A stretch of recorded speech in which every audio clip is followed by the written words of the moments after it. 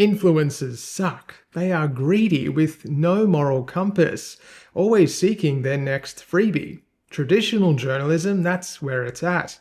It's truth without compromise or sway from forces greater than it. Or is it?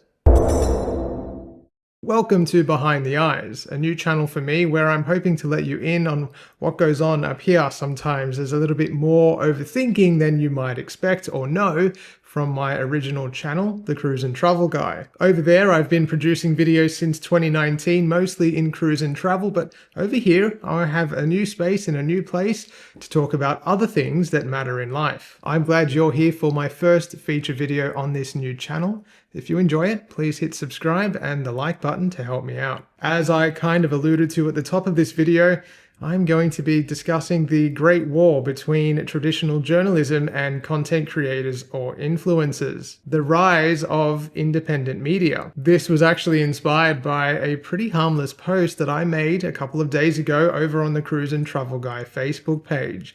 I simply pointed out that Air New Zealand's dated business class product will now be flying with Thai Airways as premium economy. I said it was just more proof that Air New Zealand's old business class product is well past its use-by date and that its new updated version can't come soon enough to the remainder of the fleet. The posts garnered a lot of attention with comments from many either agreeing or disagreeing, but one person really stood out to me. He accused me of using clickbait, called me an influencer like it was a slur, and then claimed he was only there to correct inaccuracies. Something about the way he wrote led me to Google his name, and that's when things began to make a little bit more sense for me. I realized then that he is a published author with an online travel publication. Suddenly his tone made more sense to me, calling me an influencer, questioning my accuracy and accusing me of using clickbait. You see, I think there is a real war occurring between traditional journalists and independent media, whether they're content creators or influencers. The last few years have seen an explosion of creators who are educated, experienced, and most importantly, have a platform. And honestly, I think this is an existential threat to traditional media. But what's wrong with being an influencer? And why does it seem to threaten the media so greatly?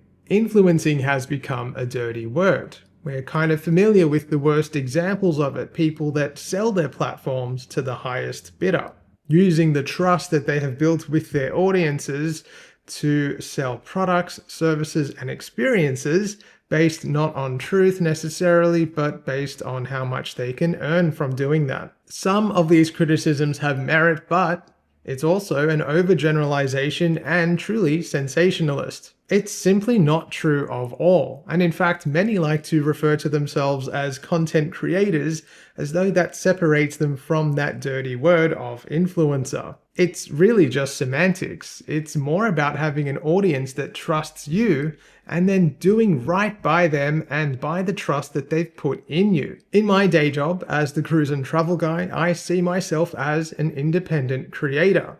I don't belong to anyone. I don't answer to an editor. I don't have advertisers to appease. I don't receive advertising dollars from the companies that I'm reviewing. Talk about a conflict of interest. I pay for the vast majority of the trips that I take. The reviews that I feature and the content I post is self-sourced and, except for the occasional press or media trip that I'm invited on, is self-funded. But what I've realized this week is that some in media are threatened, not by me or people like me, but by you.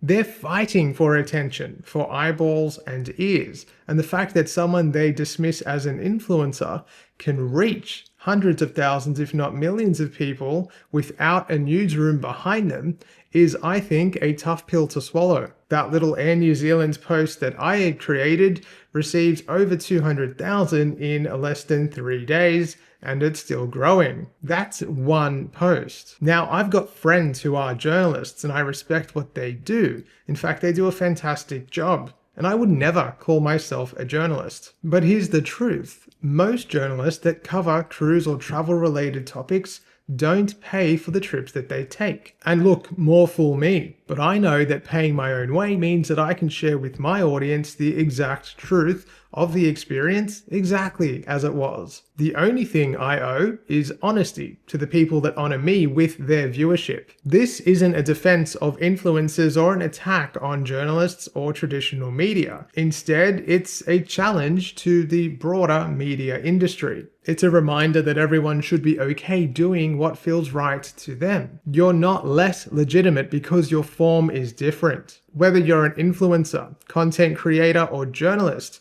the only thing that matters is that you tell the truth, always and above all else. Because at the end of the day, truth doesn't care who tells it, only that it's told.